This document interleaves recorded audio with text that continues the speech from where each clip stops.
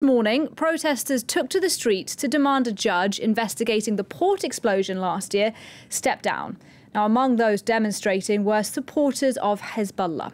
And then gunfire, a lot of it, and intense fighting. 5 people have been killed. At least one of them was shot as she sheltered in her home.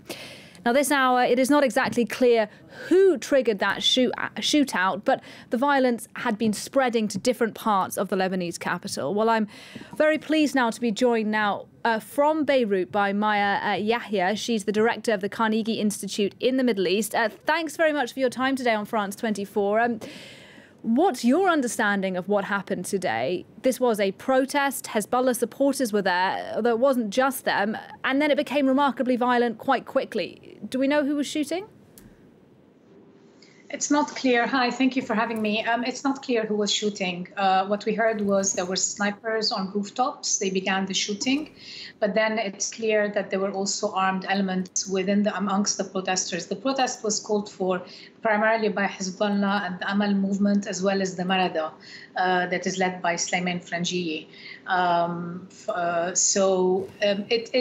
There were armed elements within them. We were seeing images of gunmen on the street also responding to the snipers, and then it quickly escalated and spread to different neighborhoods.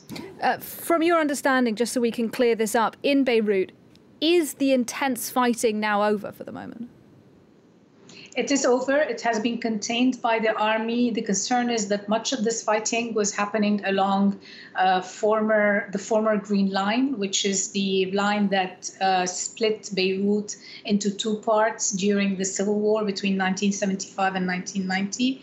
We saw tensions racketing high very quickly. We have to wait and see now. But for the moment, the fighting has stopped, indeed. A short while ago today, Hezbollah issued a statement. It's blaming the Lebanese forces for starting the violence today. Can you tell us a bit about who they are and why they may have been involved in what we've seen? The Lebanese forces are led by Samir Jaja, also a political group that took part in Lebanon's civil war. The warring parties you see today, for the most part, are remnants of the Lebanese civil war. They all took part in that civil war. They all fought in that civil war.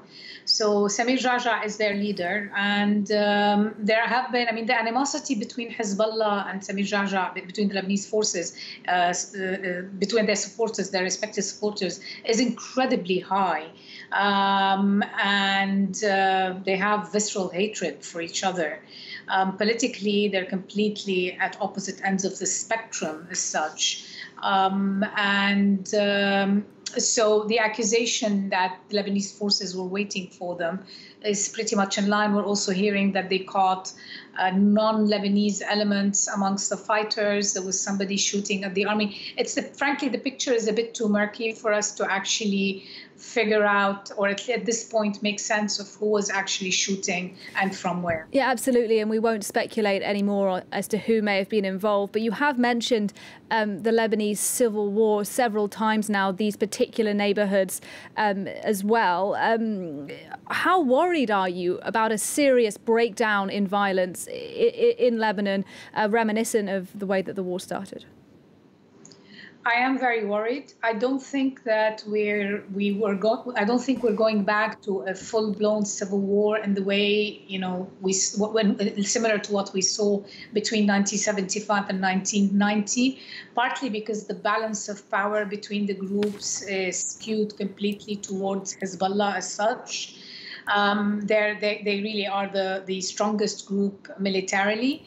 However, the potential of outbreak of violence similar to what we saw today is moving up considerably, particularly as things like the port explosion are being politicized.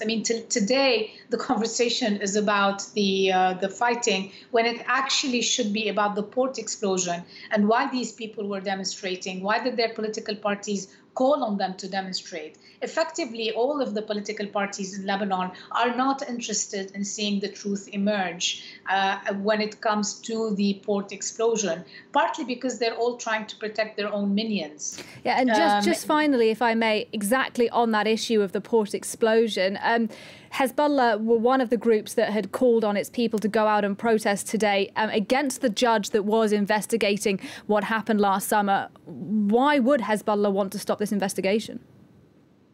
Here, Hezbollah is siding with, they have their own vested interests in the port, along with everyone else.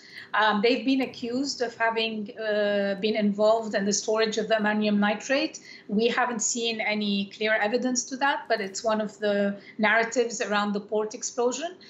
But more importantly, the Judge Bitar had issued an arrest warrant for the former Minister of Finance, who's closely affiliated with the Speaker of Parliament, Nabi Berri, who's also the head of the Amal movement and the close ally of Hezbollah.